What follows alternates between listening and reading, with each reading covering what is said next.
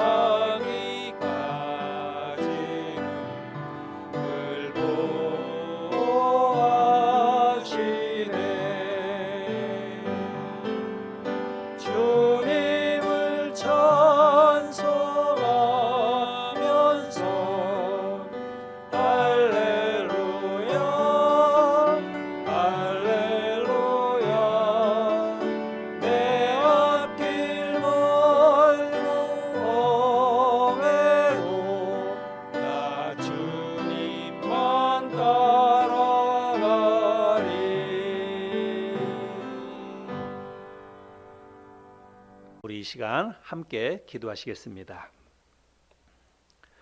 사랑이 많으신 하나님 아버지, 하나님의 은혜와 사랑을 감사합니다.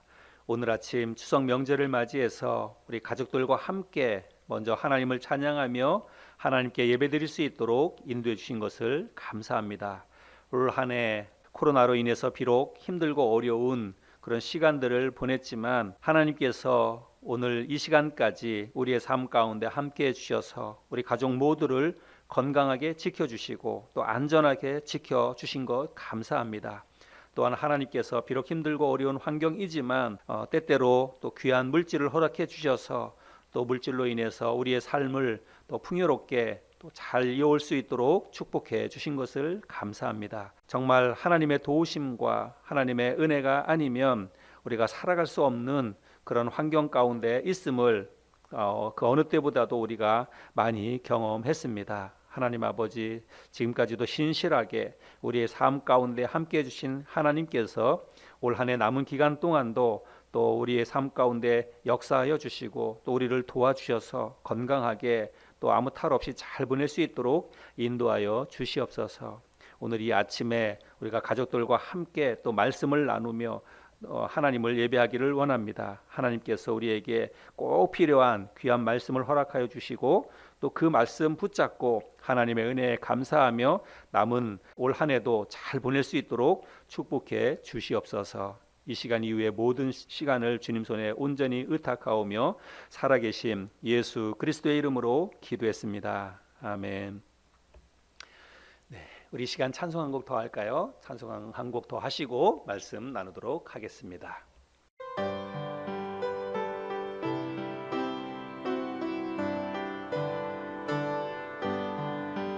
나의 갈 길 나가도록 예수 인도하시니 내 주 안에 있는 국민 어찌 의심하리요. 믿음으로 사는 자는 하늘 위로 받겠네. 무슨 일을 만나든지 만사형통하리라. 무슨 일을 만나든지 만사형통하리라. 나의 갈 길 나가도록 예수 인도하시니 어려운 일 당한 때도 족한 은혜 주시네. 나는 시리보다 나은 영원 매우 바라나. 나의 앞에 반석에서 샘물 나게 하시네. 나의 앞에 반석에서 샘물 나게 하시네. 나의 갈 길 나가도록 예수 인도하시니 그의 사랑 어찌 큰지 말로 할 수 없도다. 성령 감화 받은 영혼 하늘 날아갈 때에 영영 부를 나의 찬송 예수 인도하셨네. 영영 부를 나의 찬송 예수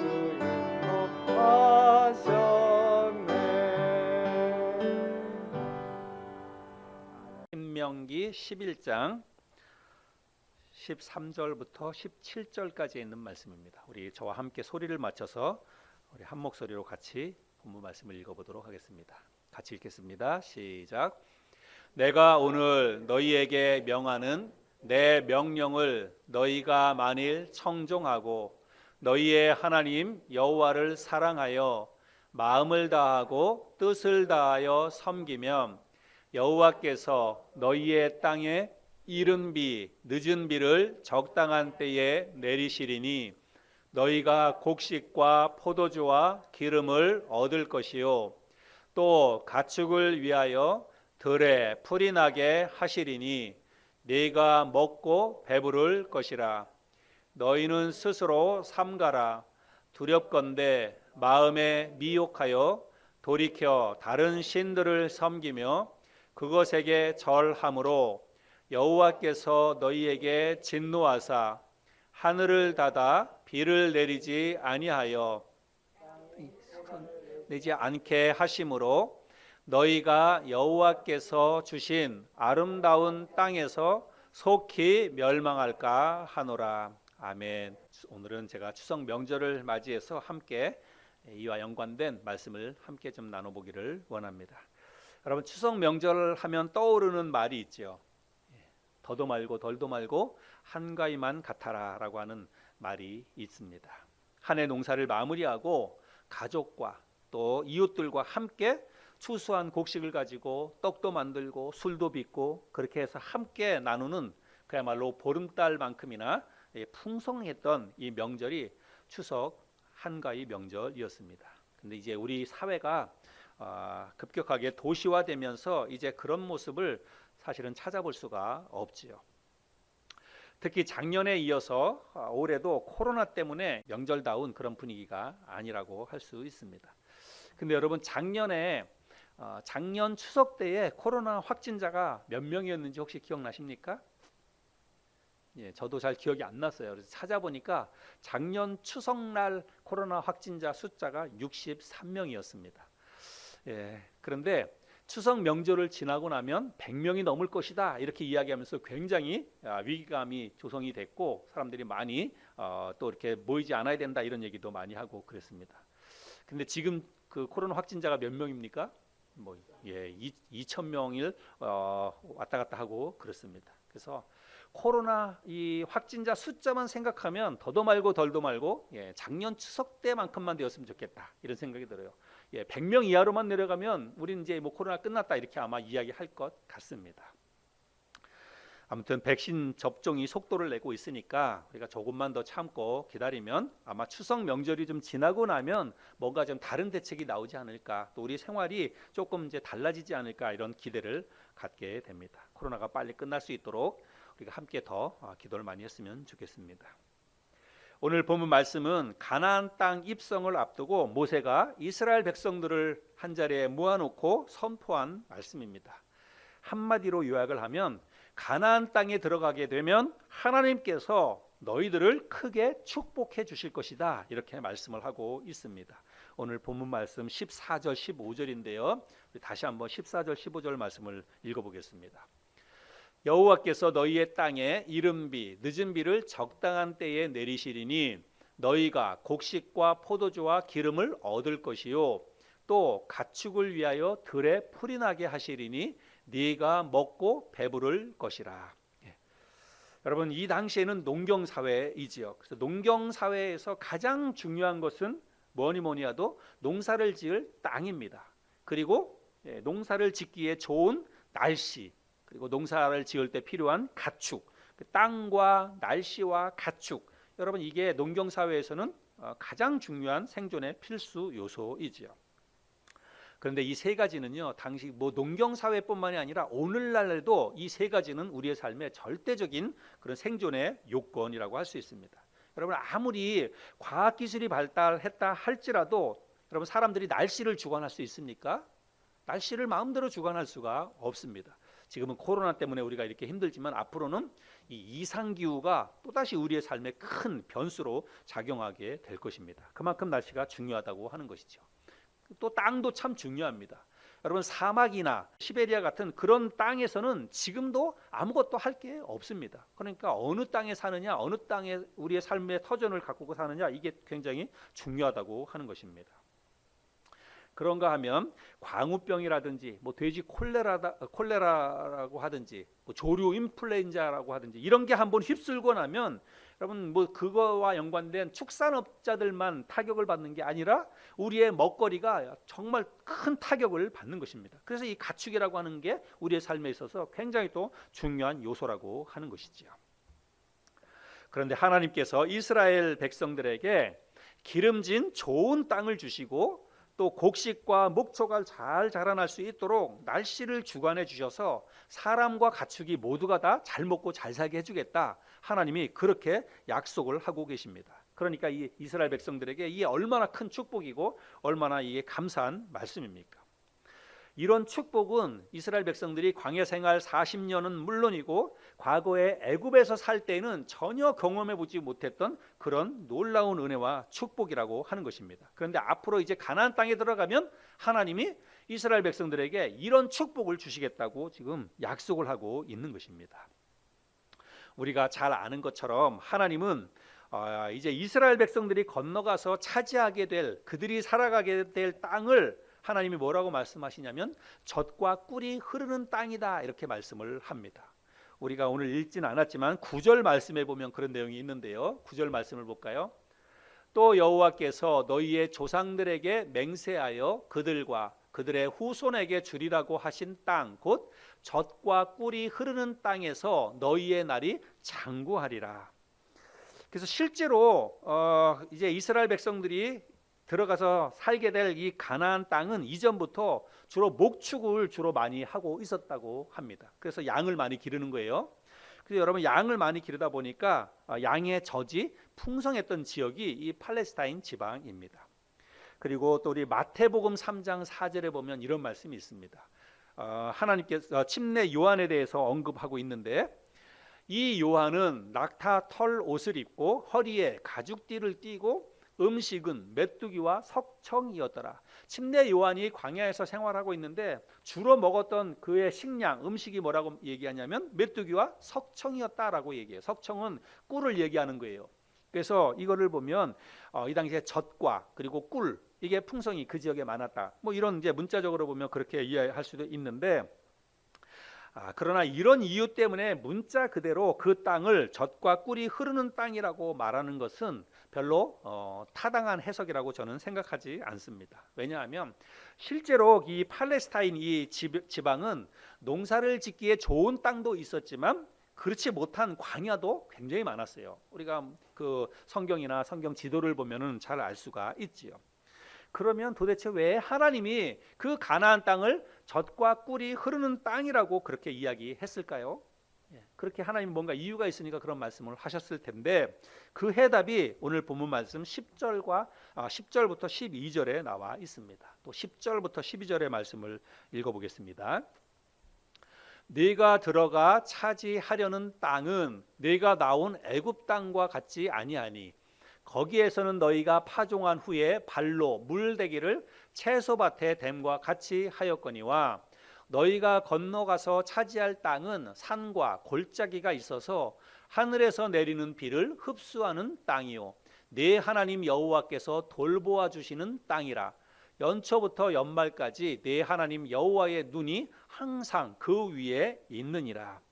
자, 이 말씀을 자세히 보면 이스라엘 백성들이 지금 떠나온 애굽 땅과 그리고 앞으로 들어가서 살게 될 가나안 땅이 다르다, 이렇게 얘기하고 있어요. 10절에서. 그렇죠? 예. 근데 무슨 차이가 있냐면, 여러분, 애굽은 평지가 많답니다. 평지가. 그리고 비가 잘 오지 않는 땅이에요. 그래서 이 애굽에서는 농사를 짓기 위해서는 어떻게 해야 되냐면 오직 그 나일강의 물을 의지할 수밖에 없었다고 하는 것입니다. 그래서 요즘 인도 보면 인도 사람들은 그 겐지스 강을 신처럼 여기잖아요. 우리가 보기엔 굉장히 지저분하고 뭐 이렇게 병균도 많을 것 같은데 그 사람들은 전혀 개의치 않고 그 신이 그 물을 정화시켜 준다고 생각을 하고 그렇게 신처럼 떠받들고 있습니다. 근데 마치 그 당시에 애굽 사람들에게 있어서 이 나일강도 그와 같았습니다. 신적인 그런 존재였다는 것입니다. 그리고 10절 말씀에 보면 거기에서는 너희가 파종한 후에, 거기에서는 이 말은 애굽에서는 이 말이에요. 애굽에서는 너희가 파종한 후에 발로 물대기를 채소밭에 댐과 같이 하였거니와, 이렇게 말하고 있습니다. 여러분, 이 말은 뭐냐면 이들이 애굽에 살 때 농사를 지을 때는 어떻게 했냐면요, 밭에다가 그 물을 갖다 대야 되는데 비가 많이 안 오는 땅이에요. 그러니까 어떻게 하냐면 애굽의 그 나일강에서부터 물을 끌어와야 되는 거예요. 그래서 발로 물을 댔다, 이 말은 뭐냐면, 여러분 수차 있지 않습니까? 수차, 물레방아처럼 이렇게 도는 거, 거기에 사람이 올라가서 계속 발로 밟아야 되는 거예요. 계속 발로 밟으면서 그걸 돌려서 애굽에 있는 그 물을 끌어와서 밭에다가 물을 대야 되는 것입니다. 그거를 지금 이야기하고 있는 거예요. 그러니까 여러분, 하루 종일 수차에 올라가서 그 물을 끌어오기 위해서 발로 밟는 게 얼마나 이게 고된 노동입니까? 그러나 가나안 땅에 들어가면 그런 고생과 그런 수고를 하지 않아도 된다라고 이야기합니다. 여러분 왜 그런가요? 가나안 땅은 산 평지가 아니라 산과 골짜기가 많아서 비가 내리면 그 비를 흡수하기 때문에 농사가 잘 된다는 것입니다. 그래서 하나님께서 그런 땅으로 이스라엘 백성들을 인도하겠다고 말씀하는 거예요. 근데 문제는 뭐예요? 비가 많이 와야 된다는 거예요. 비가 적당하게 잘 와야만 되는 거예요. 뭐 비가 와야 그 땅을 비가 잘 흡수를 하든지 말든지 그러는 것 아니에요. 그런데 하나님께서 이 비는 뭐 이스라엘 백성들의 노력으로 해볼 수 있는 게 아니잖아요. 하늘에서 하나님이 비를 내려 주셔야만 땅이 그 비를 잘 흡수해서 농사가 잘 되게 되는 것인데, 근데 하나님이 그 비를 내려 주시겠다라고 약속하고 있습니다. 14절 상반절에 보면 여호와께서 너희의 땅에 이른 비 늦은 비를 적당한 때에 내리시리니 이렇게 말씀하고 있습니다. 여기 이른 비와 늦은 비를 주시겠다고 말씀하고 있는데, 이른 비는 우리나라 달력으로 보면 10월에서 11월 가을에 내리는 비입니다. 근데 이 팔레스타인 지역하고 우리하고는 달라요. 이 팔레스타인 지역에서는 이때 파종을 합니다. 10월, 11월 이때쯤 파종을 해요. 근데 이 파종하는 시기에 이 비는 그야말로 꼭 필요한 비입니다. 파종 시기에 비가 내리지 않으면 파종을 할 수가 없어요. 갖다 씨를 뿌려도 다 말라 다 죽는 것입니다. 그런데 이 파종 시기에 하나님이 이른 비를 내려주시겠다라고 약속하고 있고, 그 다음에 늦은 비는 우리나라 달력으로 보면 3, 4월 봄인데, 이때는 이 팔레스타인 지역에서 추수할 때입니다. 그래서 마지막 추수를 앞두고 내리는 단비를 이 늦은 비라고 얘기하고 있는 것입니다. 그래서 하나님께서 파종 때와 추수 때에 맞춰서 적절하게 비를 내려주시겠다라고 약속을 하고 있습니다. 그래서 모세는 이 하나님의 약속의 말씀을 듣고 이스라엘 백성들에게 이 가나안 땅에 대해서 뭐라고 얘기하냐면 12절에 네 하나님 여호와께서 돌보아 주시는 땅이라, 연초부터 연말까지 네 하나님 여호와의 눈이 항상 그 위에 있느니라. 그래서 여러분, 이 가나안 땅을 젖과 꿀이 흐르는 땅이라고 이렇게 이야기하는 것은 뭐 문자 그대로 그 땅에 젖이 많고 꿀이 많아서 그렇다고 하기보다는 하나님이 돌봐주시기 때문에, 하나님이 이른 비와 늦은 비를 내려주시고 그걸로 인해서 농사가 잘 되게 해주시도록 하나님이 연초부터 연말까지 그 땅을 잘 지켜주시고 돌봐주시기 때문에 그 땅을 젖과 꿀이 흐르는 땅이라고 그렇게 말씀을 한다는 것입니다. 여러분, 그런데 문제가 있어요. 문제는 뭐냐면 조건이 있다는 것입니다. 그 조건이 뭐냐면 그냥 하나님이 그냥 그렇게 이스라엘 백성들에게 이른 비와 늦은 비를 내려서 농사가 잘 되게 해주시느냐, 그게 아니라 이스라엘 백성들이 오직 하나님만 바라보고 하나님만 잘 섬겨야 그렇게 된다라고 하는 것이죠. 13절 말씀해 보면 내가 오늘 너희에게 명하는 내 명령을 너희가 만일 청종하고 너희의 하나님 여호와를 사랑하여 마음을 다하고 뜻을 다하여 섬기면, 그러면 뭘 하겠다는 거예요? 이른 비와 늦은 비를 내려주셔서 농사가 잘 돼서 가축도 사람도 잘 먹고 잘 살게 될 것이다, 이렇게 말씀하고 있는 것입니다. 그래서 말씀에 순종하고 마음을 다하고 뜻을 다하여 오직 하나님만을 사랑하고 하나님만을 섬기면 하나님이 그렇게 해 주시겠다고 약속을 하고 있는 것입니다. 그리고 반대로 만약에 그렇게 하지 않으면, 하나님만 섬기고 하나님만 사랑하지 않고 하나님을 떠나서 다른 신을 섬기게 되면 복이 아니라 오히려 멸망을 당하게 될 것이다, 그렇게 약속하고 있습니다. 16절과 17절인데요. 너희는 스스로 삼가라. 두렵건대 마음에 미혹하여 돌이켜 다른 신들을 섬기며 그것에게 절함으로 여호와께서 너희에게 진노하사 하늘을 닫아 비를 내리지 아니하여 땅이 소산을 내지 않게 하심으로 너희가 여호와께서 주신 아름다운 땅에서 속히 멸망할까 하노라. 하나님만을 잘 섬기면 너희들이 잘 먹고 잘 살게 될 것이지만, 만약에 그렇게 하지 않고 하나님이 아닌 다른 신을 따라 섬기면 복이 아니라 멸망을 당하게 될 것이다 라고 말씀하고 있습니다.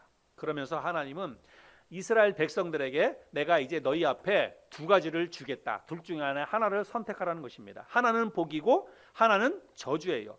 복과 저주를 너희 앞에 둘 테니까 둘 중에 하나를 선택하라라고 말씀하십니다. 26절로 28절까지인데요. 제가 한번 또 읽어보겠습니다. 내가 오늘 복과 저주를 너희 앞에 두나니 너희가 만일 내가 오늘 너희에게 명하는 너희의 하나님 여호와의 명령을 들으면 복이 될 것이요 너희가 만일 내가 오늘 너희에게 명령하는 도에서 돌이켜 떠나 너희의 하나님 여호와의 명령을 듣지 아니하고 본래 알지 못하던 다른 신들을 따르면 저주를 받으리라. 여러분, 오늘 이 말씀 우리가 함께 나누고 있는데 이 말씀은 이 당시에 이스라엘 백성들뿐만 아니라 오늘 우리에게도 주시는 말씀이라고 저는 믿습니다. 그래서 오늘 우리도 이 말씀을 듣고 우리도 둘 중에 하나를 선택해야 될 줄로 믿습니다.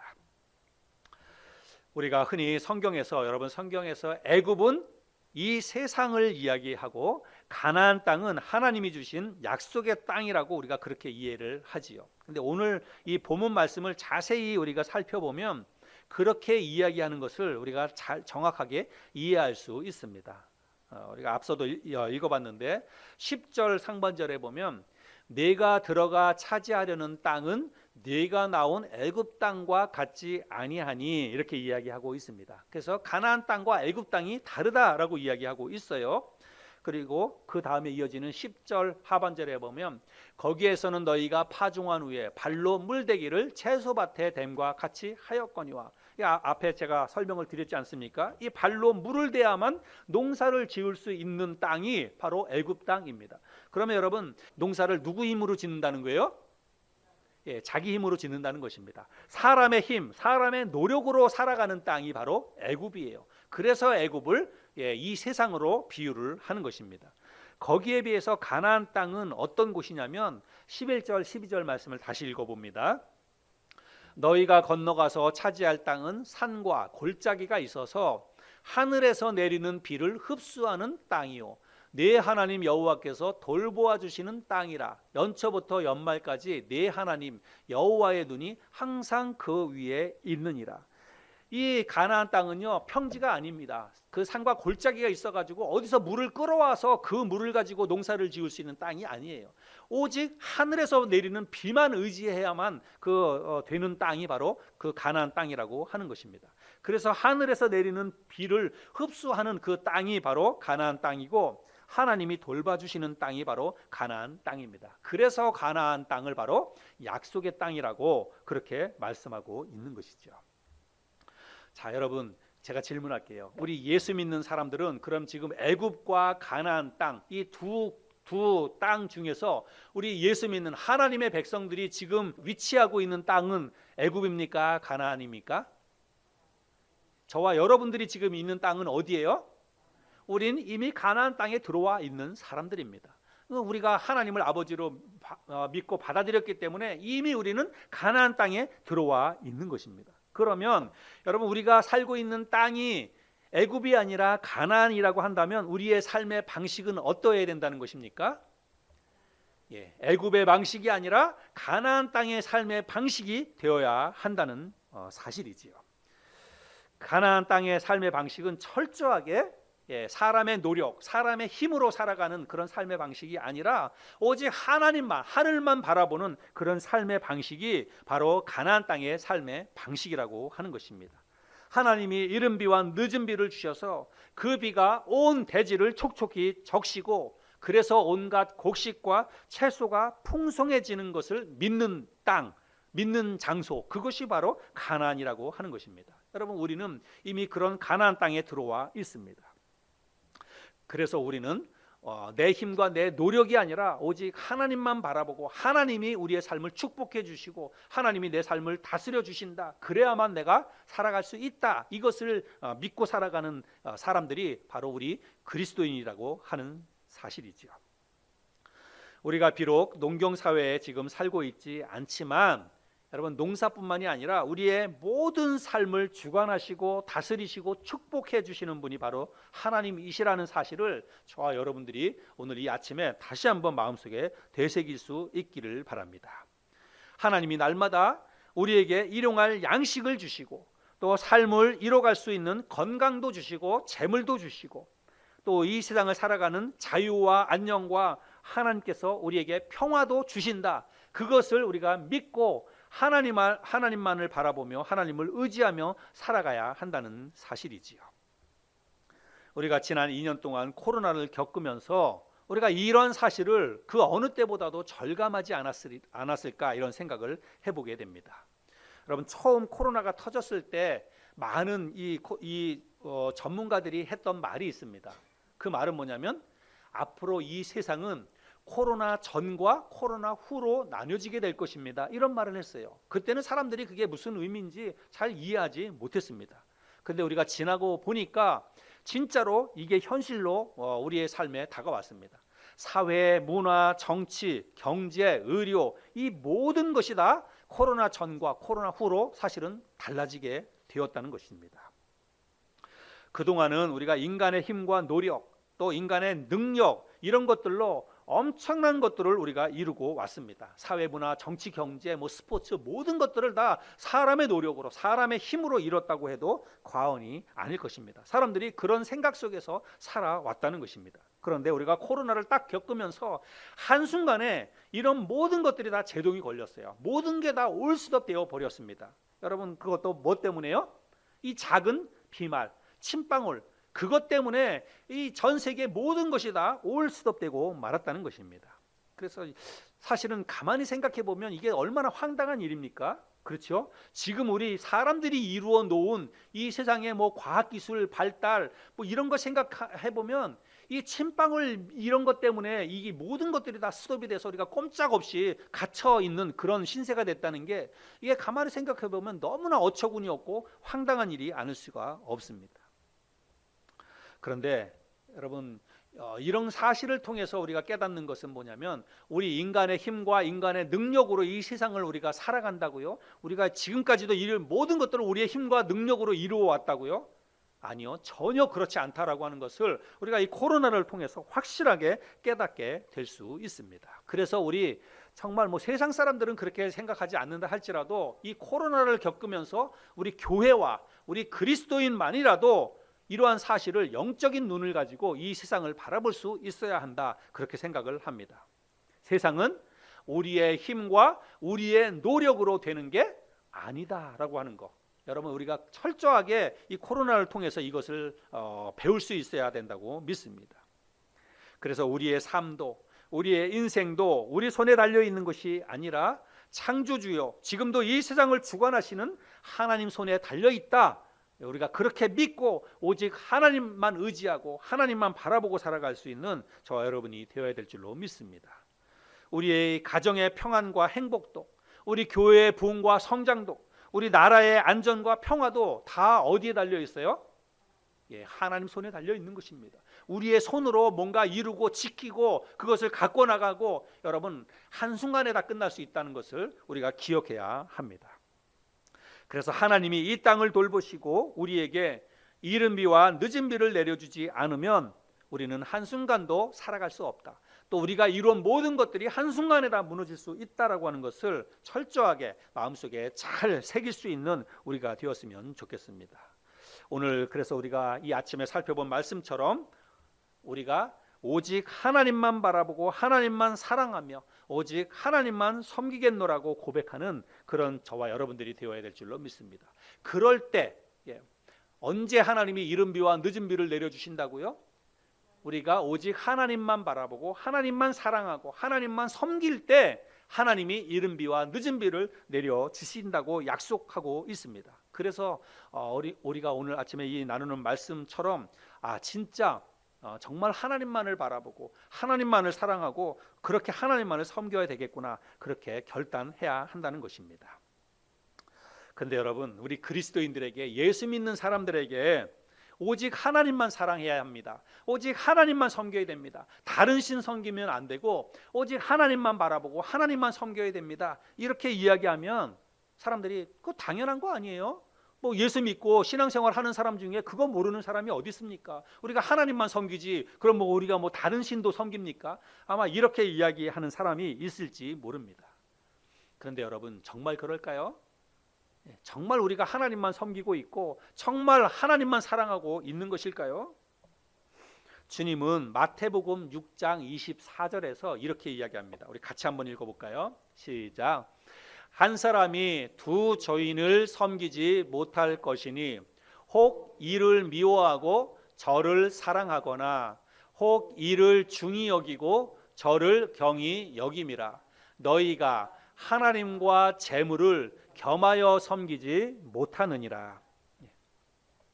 오늘날 우리들이 살아가고 있는 이 세상에서 많은 사람들에게 이 재물은 그 어떤 것보다도 강력한 신이 되고 있습니다. 사람들이 온통 이 재물을 섬기고 재물을 따라가고 있습니다. 여러분, 예수 믿는다고 하는 이 그리스도인들 중에서도 여러분 많은 사람들이 지금 마음이 이 재물의 마음을 빼앗기고 하나님 섬기는 것보다 이 재물을 더 추구하고 재물을 더 따라가고 있는 게 현실이라고 할 수가 있습니다. 우리가 오늘 이 말씀을 통해서 우리의 삶을 주관하시고 우리의 삶을 축복해 주시는 분이 하나님이라고 하는 사실을 우리가 마음속에 잘 새기고 내 힘과 내 능력으로 이 세상을 살아가는 것이 아니라 하나님이 돌보시고 복을 주셔서 우리가 지금까지도 내가 잘 살아왔다, 우리가 그렇게 고백할 수 있어야 됩니다. 내 힘과 내 능력으로 내가 이만큼 이뤘다 이렇게 생각하면 절대로 안 됩니다. 하나님이 한순간에 그 모든 것들을 거둬가실 수도 있습니다. 하나님이 복을 주셔서 하나님이 축복해 주셔서 이른 비와 늦은 비를 적당하게 내려주셔서 내가 이만큼 잘 먹고 잘 살 수 있었습니다. 하나님 정말 감사합니다. 또 앞으로도 하나님이 우리의 삶을 돌봐주셔야만, 복을 주셔야만 우리가 잘 살 수 있음을 믿고 오직 하나님만 바라보고 하나님만 섬길 수 있는 그런 저와 여러분들이 되어야 한다는 것입니다. 우리의 삶에 여러분 물질이 필요하지요. 열심히 일해서 돈을 벌어야 됩니다. 그러나 우리가 너무 그 돈에 마음을 빼앗겨서 돈 버는 일에만 우리가 혈안이 되고 하나님 섬기고 또 하나님을 예배하고 하나님 말씀 붙잡고 살아가는 삶에서 내 마음을 빼앗기고 시간과 물질을 빼앗기다 보면 여러분, 그럼 우리가 섬기는 게 하나님이 우선이 아니라 돈이 되는 것입니다. 저와 여러분들은 절대로 그렇게 우리의 마음에 하나님 아닌 다른 신을, 다른 것들을 마음에 두지 않고 오직 하나님만 바라보고 하나님만 섬길 수 있는 저와 여러분이 되었으면 좋겠습니다. 그렇게 우리가 하나님만 바라보고 하나님만 섬겨야 하나님이 뭘 주신다고요? 이른 비와 늦은 비를 우리에게 주신다는 사실입니다. 오늘은 우리가 추석 명절을 맞이해서 하나님이 모세를 통해서 이스라엘 백성들에게 주신 이 말씀을 함께 살펴보았습니다. 하나님은 당신의 사랑하는 백성들을 끝까지 책임지시고 끝까지 사랑하시는 분이십니다. 이스라엘 백성들을 산과 골짜기가 있어서 비를 흡수하는 그 땅으로 인도하시고 그 땅에 이른 비와 늦은 비를 적당히 내려주셔서 풍성히, 사람뿐만이 아니라 가축들도 풍성히 먹고 살게 해주시는 분이 바로 하나님이십니다. 마찬가지로 지금도 하나님이 당신의 백성들인 우리를 그렇게 돌봐주시고 그렇게 축복해 주시는 줄을 믿습니다. 근데 우리가 절대로 잊지 말아야 될 것은 조건이 있다는 거예요. 우리가 오직 하나님만, 우리의 마음을 하나님께만 두고 하나님만 바라보고 하나님만 섬기고 하나님만 사랑하게 될 때에 하나님께서 우리의 삶 가운데 그런 복을 주신다는 것 기억하고 더 하나님 사랑하고 더 하나님만을 섬기기 위해서 힘쓰는 저와 여러분들이 될 수 있기를 바랍니다. 다 함께 기도하시겠습니다.